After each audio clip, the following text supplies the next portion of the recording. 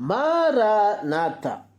ಇಂದು 7 September 2025. ಎಲ್ಲರಿಗೂ ಭಾನುವಾರದ ಶುಭ ಮುಂಜಾನೆ.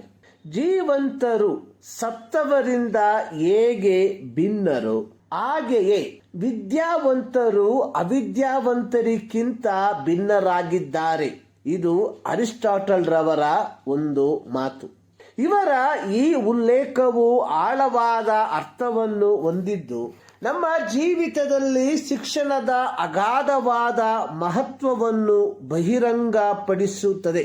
ಶಿಕ್ಷಣದ ಕುರಿತಾಗಿ ರಾಷ್ಟ್ರಪಿತ ಮಹಾತ್ಮ ಗಾಂಧೀಜಿಯವರು ಹೇಳಿರುವಂಥದ್ದು, ನಾಳೆ ಸಾಯುವವರಂತೆ ಬದುಕಿ ಶಾಶ್ವತವಾಗಿ ಬದುಕುವವರಂತೆ ಕಲಿಯಿರಿ.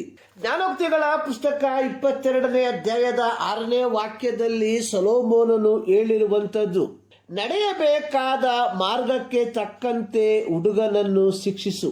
ಶಿಕ್ಷಿಸು ಎಂಬ ಪದಕ್ಕೆ ಇಬ್ರು ಭಾಷೆಯಲ್ಲಿ ಉಪಯೋಗಿಸಿರುವ ಪದ ಹ್ಯಾನೋಕ್, ಅರ್ಥ ಮಾರ್ಗದರ್ಶಕ. ಈ ವಾಕ್ಯವನ್ನು ಈ ರೀತಿಯಾಗಿ ನಾವು ಓದಬಹುದು: ನಡೆಯಬೇಕಾದ ಮಾರ್ಗಕ್ಕೆ ತಕ್ಕಂತೆ ಹುಡುಗನಿಗೆ ಮಾರ್ಗದರ್ಶನ ಮಾಡು ಅಥವಾ ಜೀವನವನ್ನು ರೂಪಿಸು, ಮುಪ್ಪಿನಲ್ಲಿಯೂ ಓರೆಯಾಗನು. ಈ ವಾಕ್ಯ ಭಾಗವು ಶಿಕ್ಷಣದ ಮಹತ್ವವನ್ನು ತಿಳಿಸುವಂತದ್ದಾಗಿದೆ.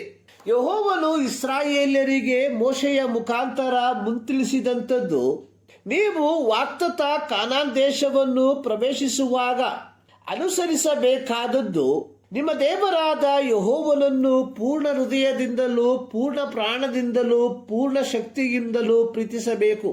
ಇವುಗಳನ್ನು ನಿಮ್ಮ ಮಕ್ಕಳಿಗೆ ಅಭ್ಯಾಸ ಮಾಡಿಸಿ, ಮನೆಯಲ್ಲಿ ಕೂತಿರುವಾಗಲೂ, ದಾರಿ ನಡೆಯುವಾಗಲೂ, ಮಲಗುವಾಗಲೂ ಅಥವಾ ವಿಶ್ರಾಂತಿ ತೆಗೆದುಕೊಳ್ಳುವಾಗಲೂ, ಏಳುವಾಗಲೂ ಇವುಗಳ ವಿಷಯದಲ್ಲಿ ಮಾತಾಡಬೇಕು. ಯೆಹೋವನು ಇಸ್ರಾಯೇಲ್ಯರಿಗೆ ದಶಾಜ್ಞೆಯನ್ನು ವಿಧಿವಿಧಾನಗಳನ್ನು ಕೊಟ್ಟಂಥದ್ದು ಕೇವಲ ಅವರ ಶಿಕ್ಷಣಕ್ಕಾಗಿ ಅಥವಾ ಕಲಿಕೆಗಾಗಿ ಮಾತ್ರವಲ್ಲ, ಅವರು ಅವುಗಳನ್ನು ಪಾಲಿಸಬೇಕೆಂದು ಅವರಿಗೆ ಆಜ್ಞೆಗಳನ್ನು ಕೊಟ್ಟರು. ಕಾಲಾಂತರದಲ್ಲಿ ಇಸ್ರಾಯೇಲ್ಯರು ಯೆಹೋವನ ಆಜ್ಞೆಗಳನ್ನು ಪಾಲಿಸದೆ ಹೋದದರ ಫಲವಾಗಿ BC 705ರಲ್ಲಿ ಯೆಹೋವನು ಅಶ್ಶೂರ್ಯರನ್ನು ಕಳುಹಿಸಿ ಇಸ್ರಾಯೇಲ್ಯರ ಉತ್ತರ ಸಾಮ್ರಾಜ್ಯವನ್ನು ಸೆರೆಗೆ ಕಳುಹಿಸಿದನು. ನಂತರ BC 586ರಲ್ಲಿ ಬಾಬೆಲ್ ಸಾಮ್ರಾಜ್ಯದವರನ್ನ ಬರಮಾಡಿ ಇಸ್ರಾಯೇಲ್ಯರ ದಕ್ಷಿಣ ಸಾಮ್ರಾಜ್ಯವನ್ನು ಬಾಬೆಲಿಗೆ ಸೆರೆಯಾಗಿ ಕಳುಹಿಸಿದನು.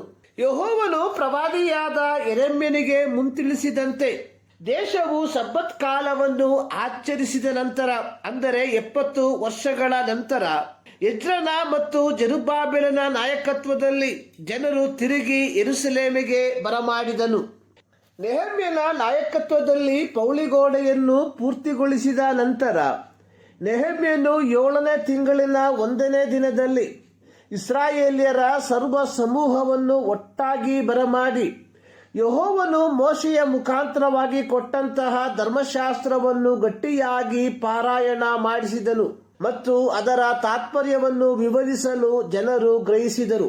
ಯೆಹೋವನ ಧರ್ಮೋಪದೇಶವನ್ನು ಕೇಳಿಸಿಕೊಂಡ ಜನರು ಅಳುತ್ತಿದ್ದರು. ತಮ್ಮ ಈ ಪರಿಸ್ಥಿತಿಗೆ ತಮ್ಮ ಪಿತೃಗಳು ಮಾಡಿದ ಪಾಪವೇ ಕಾರಣವೆಂದು ಅರಿತುಕೊಂಡ ಜನಸಮೂಹ ತಮ್ಮ ದೇವರಾದ ಯೆಹೋವನ ಮುಂದೆ ಅಡ್ಡಬಿದ್ದು ಪಾಪಗಳನ್ನು ಅರಿಕೆ ಮಾಡಿದರು. ಪ್ರಿಯರೇ, ಇಂದು ನಾವು ಕೇಳಿಸಿಕೊಳ್ಳುತ್ತಿರುವ ವೇದ ಪಾರಾಯಣ ಮತ್ತು ಅದರ ತಾತ್ಪರ್ಯ ನಮ್ಮನ್ನು ದೇವರೆಡೆಗೆ ನಡೆಸದೆ ಹೋದರೆ ಅರಿಸ್ಟಾಟಲ್ ರವರು ಹೇಳಿದ ರೀತಿಯಲ್ಲಿ ನಾವು ಅವಿದ್ಯಾವಂತರಾಗಿದ್ದೇವೆ, ಅರ್ಥ ಸತ್ತವರಿಗೆ ಸಮಾನರಾಗಿದ್ದೇವೆ. ಈ ಮುಂಜಾನೆಯಲ್ಲಿ ಸರ್ವಶಕ್ತನಾದ ದೇವರು ಈ ಅಧ್ಯಯನದ ಮೂಲಕ ನಿಮ್ಮನ್ನು ಆಶೀರ್ವದಿಸಲಿ.